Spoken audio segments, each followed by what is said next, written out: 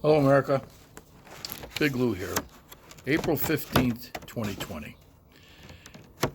Used to be called Tax Day. Not anymore. Why? Because the coronavirus pandemic has allowed us to have an extension on that. How do you like that? It's also given us an extension on a lot of other things, particularly our lives. And I, for one, like many of you, have become frustrated with it. Over a month of social isolation, or what I'd like to refer to as quarantine, has started to take a toll on a lot of Americans.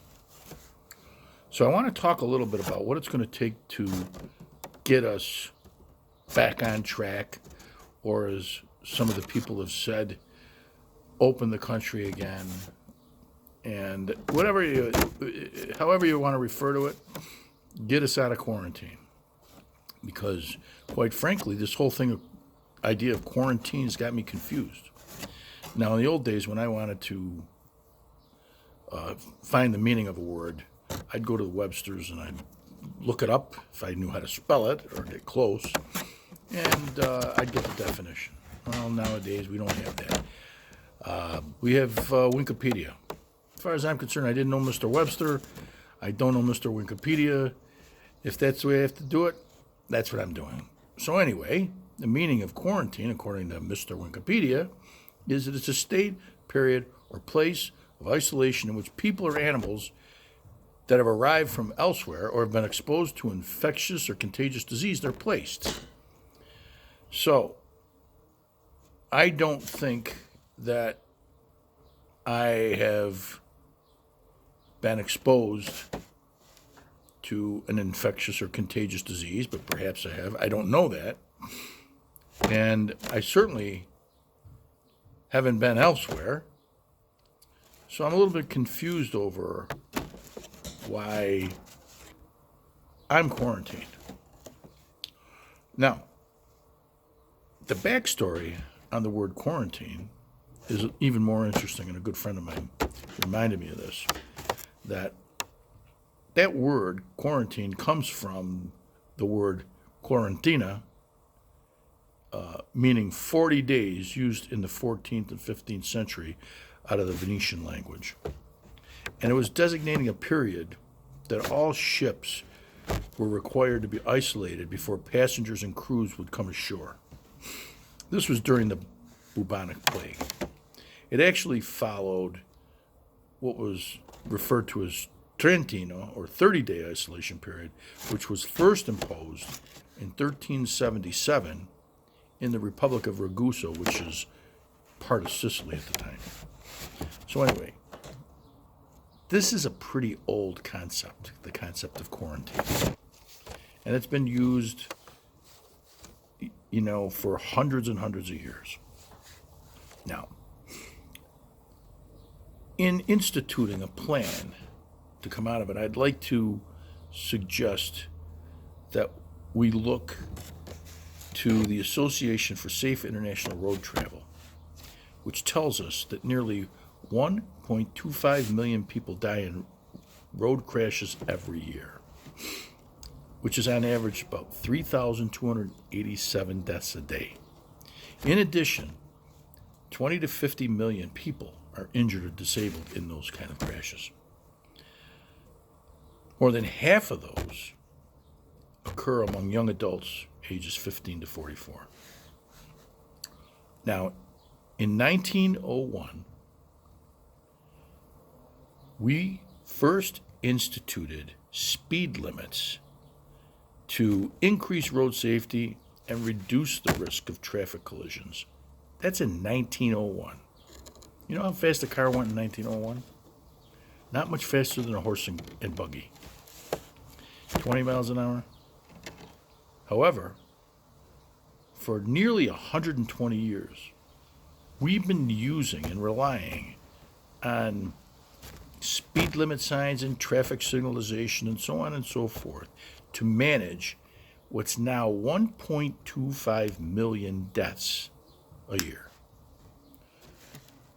And I would venture to guess, this is anecdotal of course, that of the over 300 million people that live in the United States of America, nearly all of us either drive or have driven or depend on automobile transportation and or mass transit when they can't rely on automobiles to get around, all which are controlled by traffic control devices, including speed limit signs, traffic stop signs, yield signs, and the dreaded stoplight.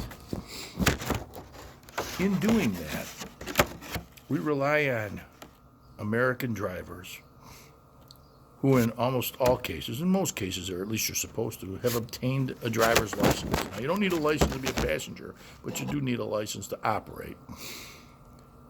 We rely on all those people to develop what's called habits of compliance, meaning we pay attention to the signs. Now, we don't get in automobiles in fear that we're going to die every day, even though our constraints are very symbolic and our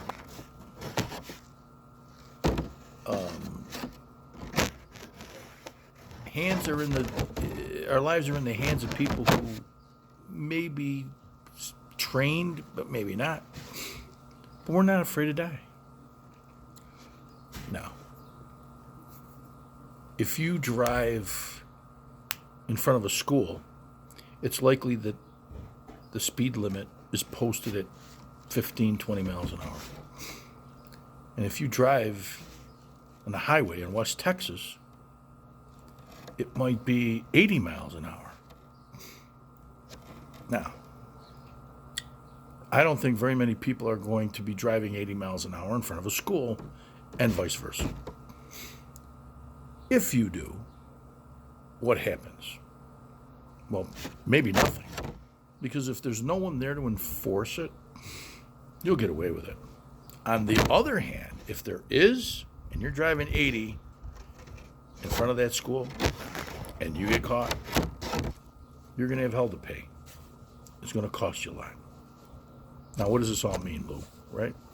How does this relate to coronavirus? Well, this is how it relates. First of all, the solutions to our problems in America relative to coronavirus are not identical.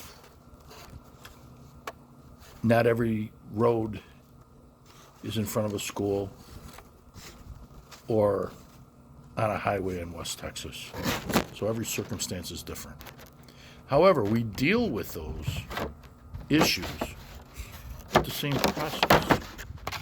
We just tweak it a little bit. That sign doesn't look much different in West Texas than it does in front of the school, with the exception of one thing. There's a 2-0 in front of the school and an 8-0 out in Texas. Everybody understands what that is. American people are not stupid.